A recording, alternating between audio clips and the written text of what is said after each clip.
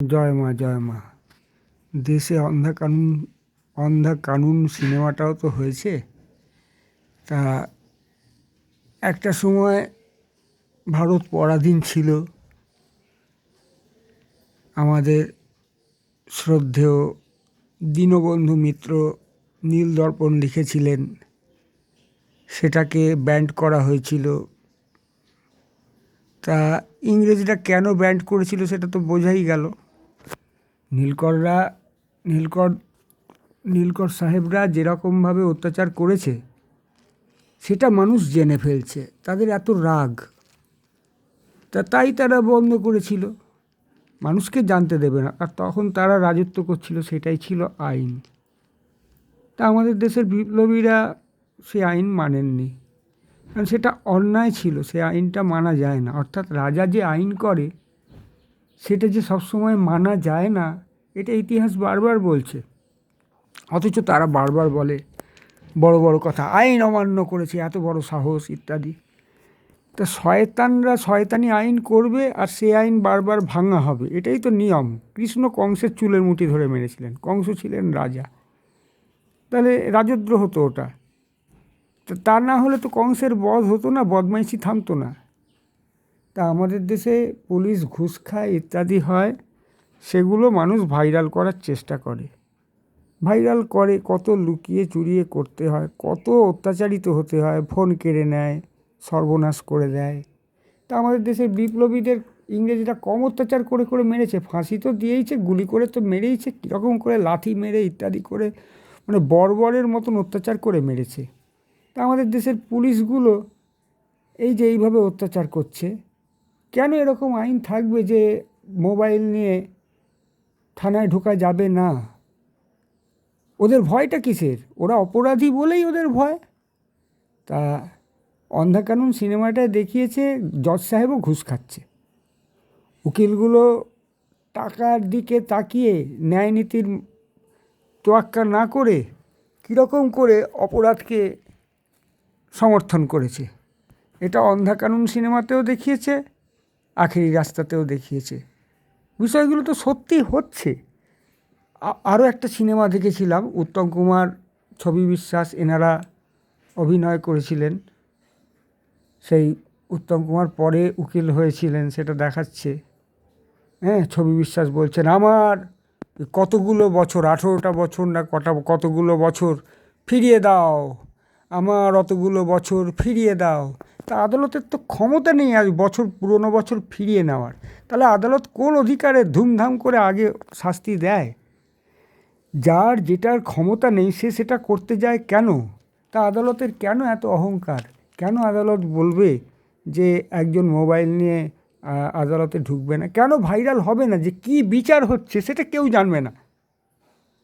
মানে আদালতের জজ সাহেব যেটা বললেন সেটাই ফাইনাল। কেন ফাইনাল হবে? জজ সাহেব ফাইনাল করুক না, কিন্তু ফাইনালের পর সেটা ঠিক করলো না বদমাইশি করলো, সেটা কেন মানুষ জানতে পারবে না? কেন সেটা নিয়ে সমালোচনা করতে পারবে না? এখানেই তো বদমাইশি।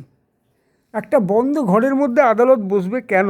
কেন সেটা পাবলিক প্লেসে হবে না? কেন সেখানে সাংবাদিকরা সেটার সংবাদপত্রে ছাপাতে পারবেন না?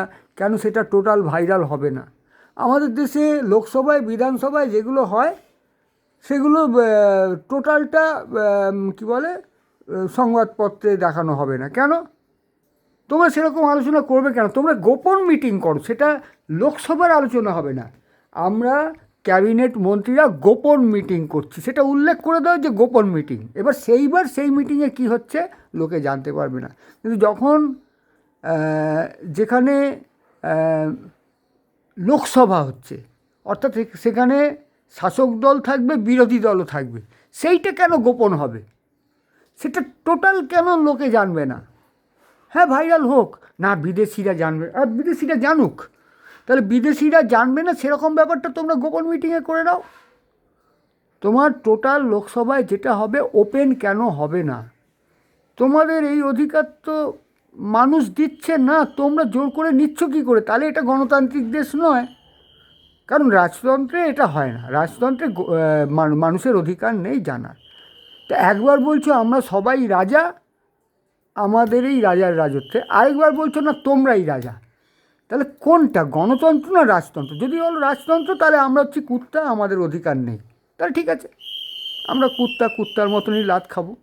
আর যদি বলো গণতন্ত্র তাহলে আমাদের অধিকার আছে লোকসভায় কী হচ্ছে জানার, তোমার অধিকার নেই। তোমার ইচ্ছে হচ্ছে তুমি গোপন রাখবে, তাহলে তুমি দাঁড়িও না। যার যার ইচ্ছে হবে, লোকের কাছে ভাইরাল হবে, ভাইরাল করা হবে, সে দাঁড়াবে। তোমরা আমাদের ভোটে দাঁড়াবে, আমাদের মুখেই লাথি মারবে, আমরা হচ্ছি কেউ নয়, তোমরা রাজা। একটা অফিসে যেতে গেলে পুলিশকে স্যার বলতে হবে, তাহলে পুলিশ কেন পাল্টা স্যার বলবে না?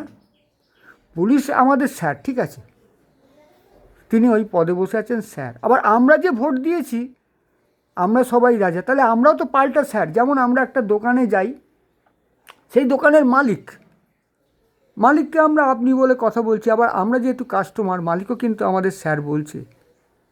তাহলে এই যে পরস্পরকে সম্মান, কিন্তু পুলিশ কিন্তু আমাদের সম্মান দেয় না। এখন কে কবে একজন দিল, কিন্তু এটা তো বাধ্যতামূলক নয়, পুলিশকে স্যার বলা বাধ্যতামূলক।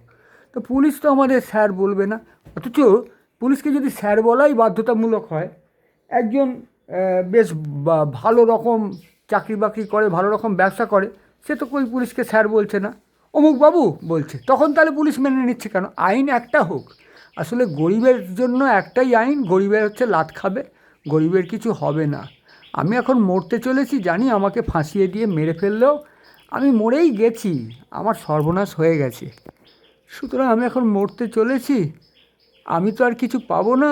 আর আমাকে বদনাম দিয়ে আমার ব্যাগের মধ্যে গাঁজা ঢুকিয়ে দিয়ে বলবে আমি গাঁজা পাচার করছিলাম, ব্যাগের মধ্যে একটা আশ্রয়, আমি পুজো পাঠ করি, আমার ব্যাগে ঢুকিয়ে দিয়ে আমাকে একটা ফলস কেস দিয়ে আমার সর্বনাশ করে দেওয়া খুবই সহজ। আমি মরতে চলেছি, আমি ঠাকুরের চরণ ধরে রয়েছি, মরতে মরতে চাইছি অন্তত একটা নীল দর্পণ তো নয়, যেন একটা নতুন একটা আমার সর্বনাশ দিয়েই যেন আগামী প্রজন্ম একটু ভালো পথ দেখে, একটু স্বাধীনতা দেখে, প্রকৃত স্বাধীনতা পায়।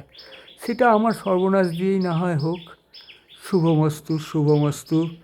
আদালতেও বিচার, যে বিচারটা অন্তত এক পক্ষ চাইছে ভাইরাল হোক, আদালতে যারা যাচ্ছে তারা যেন মোবাইল নিয়ে যেতে পারে, ভিডিও রেকর্ডিং করতে পারে, থানায় যেন সবাই ফোন নিয়ে যেতে পারে।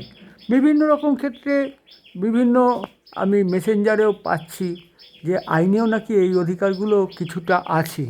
তাহলে এগুলো নিয়ে আরও ব্যাপার হোক। আর আইন যদি কিছু এসব জায়গায় না থেকেও থাকে, তাহলে আইনটা তো করবে কারা? আমাদের ভোটে যারা দাঁড়াচ্ছে তারা কেন এই আইনটা করবে না? কেন এই অধিকার থাকবে আদালতে মোবাইল নিয়ে যাওয়া যাবে না? আদালতে যেটা গোপন জবানবন্দি হবে সেটা আদালত আলাদা করে জানুক। যেখানে দুই পক্ষ এবং আরও অনেকে সেখানে শ্রোতা শুনতে যাচ্ছে ইত্যাদি, কি হচ্ছে আদালতে বিচার হচ্ছে কি না হচ্ছে, যেখানে গণতান্ত্রিক উপায়, সেইখানটায় কেন মোবাইল নিয়ে যাওয়া যাবে না, ক্যামেরা নিয়ে যাওয়া যাবে না? গোপন বিচারে গোপন তদন্ত ওইগুলো হোক, সেটা উল্লেখ করে দিক এটা গোপন। কিন্তু যেটা বিচার, যেটা ওপেন বিচার, সেইটায় মোবাইল নিয়ে যাওয়া যাচ্ছে না, তার মানে সেটা ওপেন বিচার হচ্ছেই না, সেটাও একতরফাই হচ্ছে, সেটা মানুষের ইচ্ছার বিরুদ্ধেই হচ্ছে, আমাদের গিনিপিগ বানিয়েই হচ্ছে, আমাদের ইচ্ছার কোনো দাম নেই।